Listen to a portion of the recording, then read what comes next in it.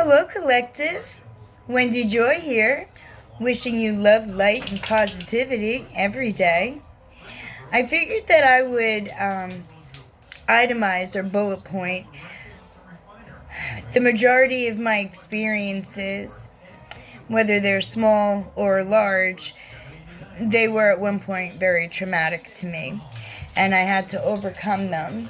I needed to be able to understand, to process, to be able to go forward, and that wasn't exactly an easy task. I'm trying to get the glare off the radio with the telephone.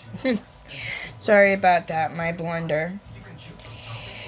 I did want to let you know a couple of things about me, and not so much in a lot of detail, but if you want to know, I'm very transparent. I'll tell anybody anything. I don't care. Because the worst part about lying or hiding things is trying to remember what it was you told people. And that will never ever happen to me. Because I remember the truth and I speak the truth. I live the truth and I expect the truth. I don't always get it, but I expect it. Sure, a lot of people expect a lot of things out of life and they don't usually get them either. But that's, good for you for continuing to put your best foot forward. So, I'll get right down to it. When I was 6 or 7 years old, I was shot in the head, right above my eye, with a BB rifle. The kid who shot me did not pump that rifle. If he would have pumped that rifle, then game would have been completely over. Gentlemen, what are you doing? Sorry, my animals are acting aloof, if you will. So, I was shot. I didn't die. Thank God. I'm still here talking to you. Although, it did penetrate, and it hit my skull, and it popped out. I know my sister went looking for it, and she was like, I found the bullet, Mom, I found the bullet. My mother had a fit, as I'm sure any mother would if their kid got shot in the head. Then when I was maybe 10 or 12, maybe, I severely broke my arm. I was on my 10-speed and I was playing chicken. I had a person on the back of my bike and so did the other person, and we played chicken. If you don't know what chicken is when you go head on and someone is supposed to get fearful and turn out of the way at the last minute, but being headstrong, neither one of us moved out of the way and we collided. The people that were on the bikes, they went flying. But I got tangled up in the handlebar, and this was the arm that I broke. I broke it really, really bad. The bone was hanging down here, and I shoved it back up, and let me tell you, that hurt. But I did it because I was afraid I was going to get in more trouble, and I didn't tell anybody for 3 days, 4 days. So much so that my broken bone started to heal broken. And that was not fun when the doctors had to re-break it in several different places in order to set it. That was a learning experience all on its own. When you break your arm, tell somebody. Or it could be worse. Well, you gotta have humor. My whole life I laughed at myself, so there you go. And then the next thing was, my mother got sick. She, when I was 9 years old, my mom, I didn't know this, but had cancer, and she was pregnant. She brought a baby into the house, but she never came. She took her maybe about a week or two before she finally got there, and that's when I found out that she was battling cancer. And then when I was 9 years old, I jumped up to the plate. No one said anything to me. I volunteered. So my new role was no longer to be a child. I stepped right into adulthood. I took care of the house, my sisters, my father.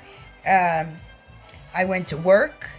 I lied about my age so I could get a real job. Not like babysitting or anything like that. I went right into the business world. I was selling windows. They hired me on the spot. And I did really, really well. And I would have kept that job, but my manager had a big shrapnel hole in his back from the war, and it bothered him. So he sent me to school to be a massage therapist. So while I was going to high school, while I was going to massage school therapy, and I was working full time, pretty much, yeah. And I was cleaning and taking care of the house and doing what I needed to there. I had a lot on my plate, and it didn't seem like a lot to me. It just seemed like, this is what you're supposed to do. And I gladly did it. And I always did it with a smile. Because, who wanted frown lines? But look at my face now. I got them anyway. In any event, I kept that job until the guy wanted me to give him a full frontal massage, and I said absolutely not. And walked right out of the place, and that was the last day I went to go sell windows. And it was pretty screwy for me because I was making good money selling windows. And I don't know if you ever sold windows, but it's really not the easiest thing to do, especially on a telephone. And then after my mother died, everybody wanted to have me committed. I was always telling stories from when I was very little, straight through my whole life. And because I would change my reality, I didn't like the fact that my mother was sick and that my mother was dying and that I had to be an adult. So I made up a story and I stuck to it. And everybody's like, that's not true. And I'm like, who are you to tell me what's true and not true? A little bit of firecracker always, I suppose. But in any event, I had to back off on telling my stories because seriously, they were going to have me committed. I had to go to counseling. I had to go to state facilities to speak to people, and I saw exactly what was going on. And they're like, you have to take pills. And I'm like, no. And they're like, if you don't take them, we're going to inject them. And, this is back in the 80s. This is in 1980s. My mom died in 1983, so this was 1983. 1982, 1983, things were way, way, way, way different than they are today. And easily they would have locked me up and thrown away the key, and that's no word of lie either. I mean, you hear about things like that, and you think, oh, no, that can't be true. Well, yeah, it is absolutely true. And there was no way that I was going to be, locked away. I mean, after all, there's no moisturizer there. Just like there's no moisturizer in jail, so I would never go to jail either. And for that reason, I like moisturizer. And people would look at me and they're like, you're so strange. And I'm like, I'm being honest. I could lie and tell you something else, but then that's not me. So, it is what it is. At least you know what you get is real, because I don't give out phony. So after I backed off on my stories and they stopped trying to have me committed, my father sent us to Arizona after my mother died, and to a family friend. I guess he needed space, right? But this family friend, she couldn't handle her pain, and she had turned to drugs, and cocaine was her specialty. So she stole our money for her habit. We were there for 2 days. My dad sent $3,000 back in 1983. Yeah, the summer of 1983. My mom died March of 1983, so that following summer, he sent us to Arizona with $3,000. And, that's like $10,000 now. But in any event, she spent all that money. She locked me out of the house.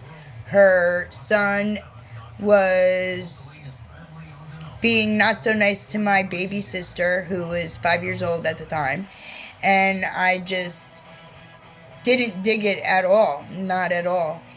And I called my father and I told him, if you don't change the plane ticket, I'm going to take my sister and we're going to start hitchhiking. And he knew that I said what I did and I did what I said, so he changed that ticket. All 3 tickets, actually. And he was really disappointed. I don't know if he was disappointed in me or himself or with the family friend. Her name was Barbara. Not that that matters, but, you know, life goes on. So that was the shortest vacation and the only vacation I've ever had in my life. And it was trauma and tragedy filled. But I fixed it, you know. I was like, that's it. We're getting out of here. And my dad knew. So, you know, I've always done what I said. So you could count on that. He did. He knew. And then after that, my father kicked me out of the house. He opened the door. I was not even 17. So I was still 16. I was bordering. So it was like November, December, something like that. My birthday is in March. So, and that's when I turned 17. So I was almost 17, but I was still 16. So my dad opened the door and he told me, get out. And I said, okay. And with the clothes on my back, I walked out the door. He swung it shut as I left. And I didn't see my father again for probably at least 10 years. Probably. Yeah. No. I was 21, so maybe 6 years. It was more than a few days. And I tried to talk to my dad after, but, you know, he just wasn't having it. So it wasn't his time. We didn't reconcile until shortly before he died. Thankfully. Thankfully. Even though I tried, you know, he wasn't ready. But then he was ready, you know, at the very end, and I was grateful for that. I lived on the street for probably 6 months. And it was the coldest part of the winter.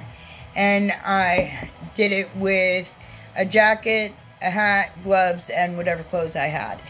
I worked. I helped pay for things in the house.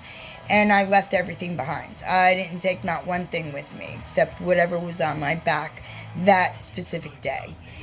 And it was hard, but it was an adventure. I always try to find the positives in things. So I was sleeping in abandoned cars. I was hanging out by friends, you know, once in a while.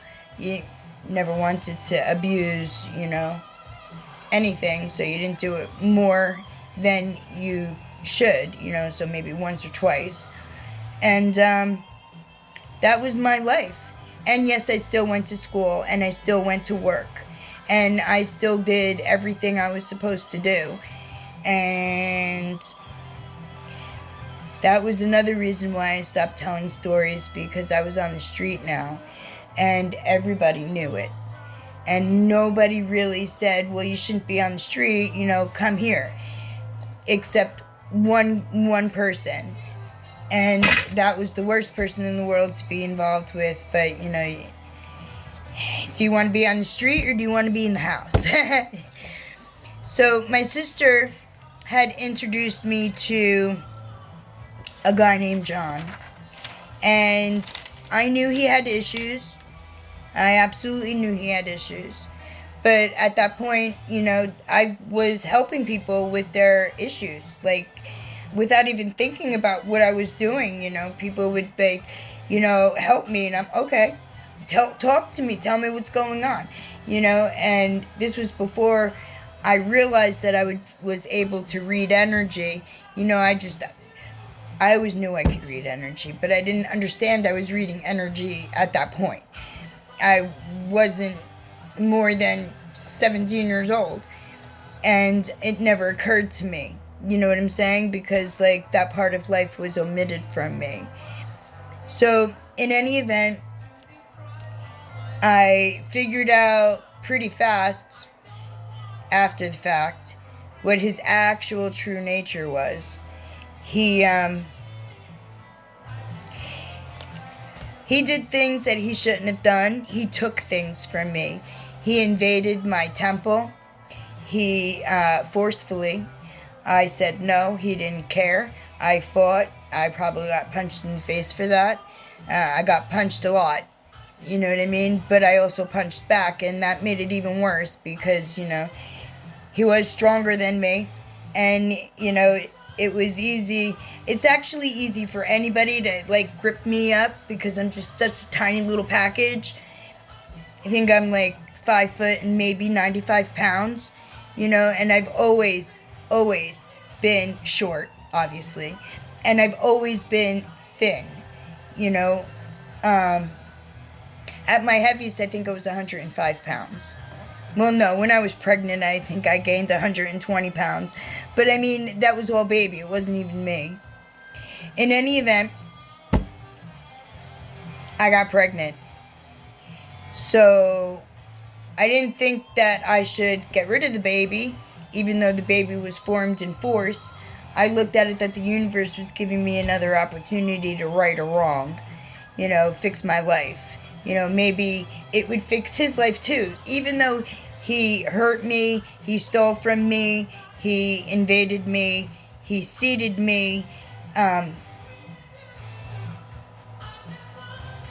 still thought that maybe there was some good in him because every once in a while he would show it, you know. But that was just me looking through rose-colored glasses, maybe, I don't know. But he also drove me headfirst into a tree. Here, we'll go backwards. My daughter was already born.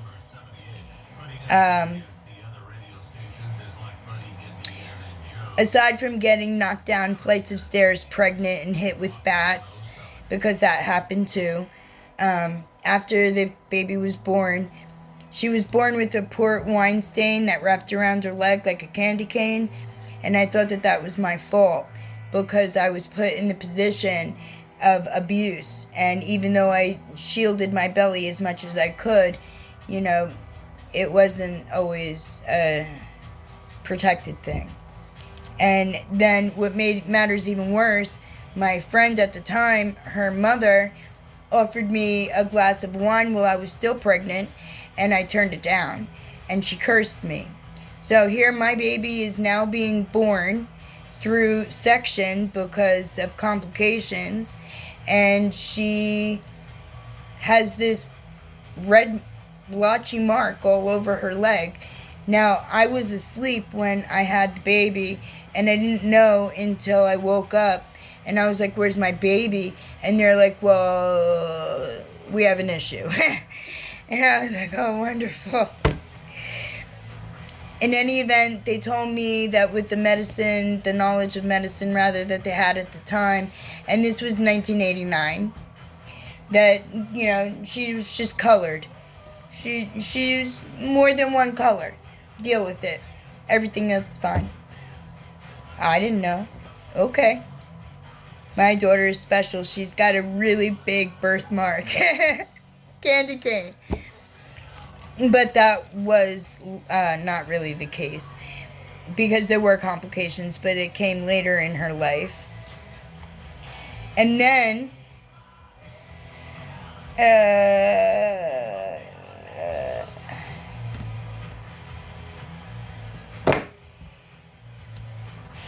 I had to go to court. Actually, here, go backwards. I hid. I ran.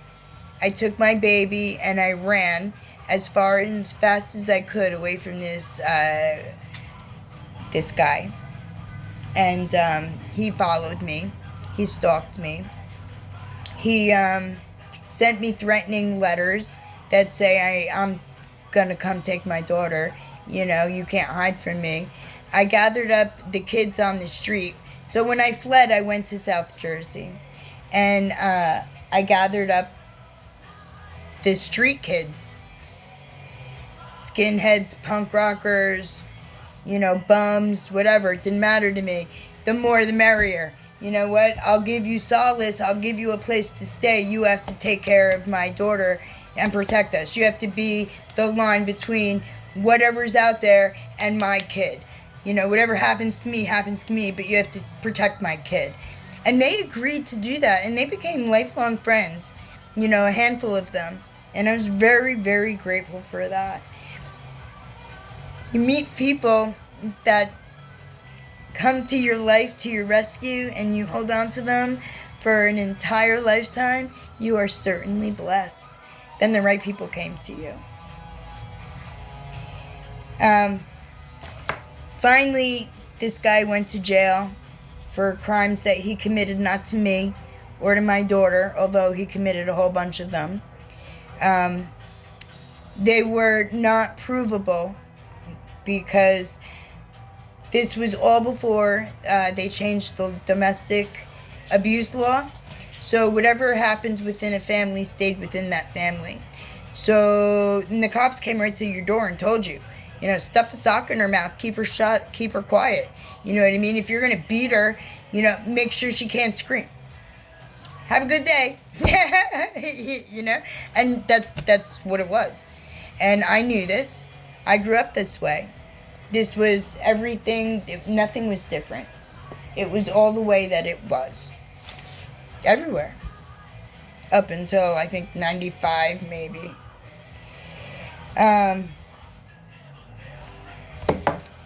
Let's see. Then,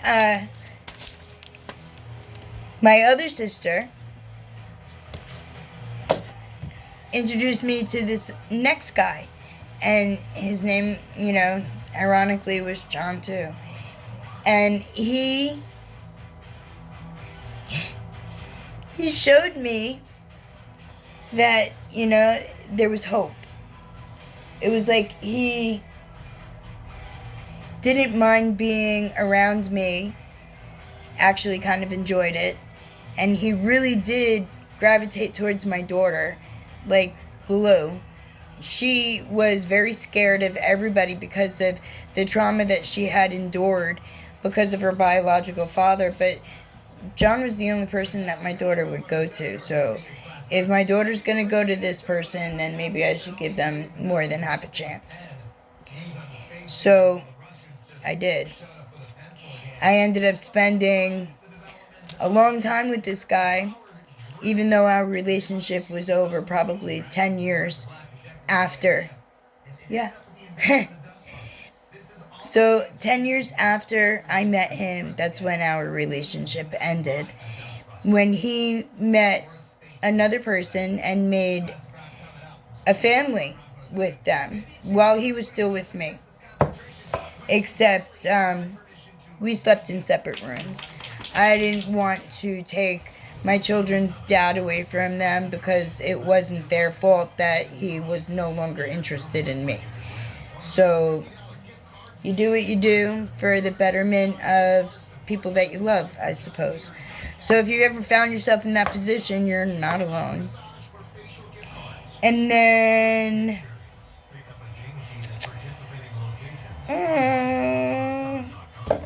one of the kids that John had with this other family, he brought to my house and asked me to figure out what was wrong with it. And I wasn't going to see a baby suffer. So I took my own money and I took this baby and I brought it to my pediatrician. They weren't supposed to help me, but they did. I had no insurance card or anything like that. It's not like I was the kid's mother or anything. But anyway, they figured out that he was suffering from RSV. So then it was monitor this baby 24 hours a day to make sure he doesn't stop breathing. So for 3 months, that's exactly what I did. When I had to go to work, I hired babysitters to come to just look at this kid to make sure that he keeps breathing. I mean, yeah, help him with bottle feeding, change his diaper and stuff, but more importantly, wasn't supposed to, stop breathing. And once he was out of the crucial zone, John took the kid and brought him right back to his biological mother, who really shouldn't have had him, but, it is what it is. And that was that. And then I sat in solitude, within myself, for 20 years. No word of lie. Because I did not want to admit that I had made yet another mistake and that I had involved another person in my daughter's life, and then even created a daughter with the second John. So now I have 2 kids. So I didn't want to take those kids away from their dad, good, bad, or indifferent. When he was around, he was a great guy. When he was MIA, then, that's exactly what he was, MIA, just not there. But in any event, I continued to work. I continued to persevere, and to go as far and as fast as I could, because it wasn't just me. It was a community behind me that I had to take care of. Animals, kids, others. And I did feel bad for John. So I kind of never really shut the door on him. So he kind of always had free reign back and forth. But one day I woke up paralyzed. And I didn't know what the hell was happening to me. And as soon as I figured out, it took me about 6 months to be able to figure out. And I still had to go to work. And then it was get up 2 hours before I was getting up. Hold on. Hi. Sorry about that. My dogs were doing bad things, and I couldn't have that.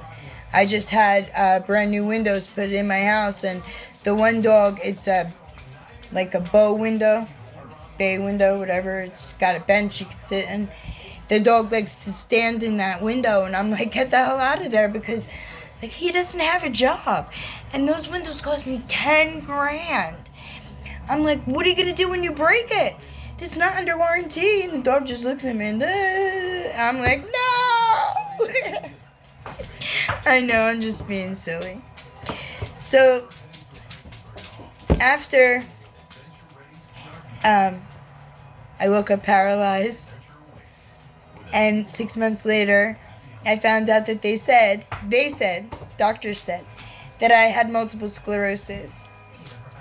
Turns out that I was able to go see a holistic doctor 7 years later, because it took me a while.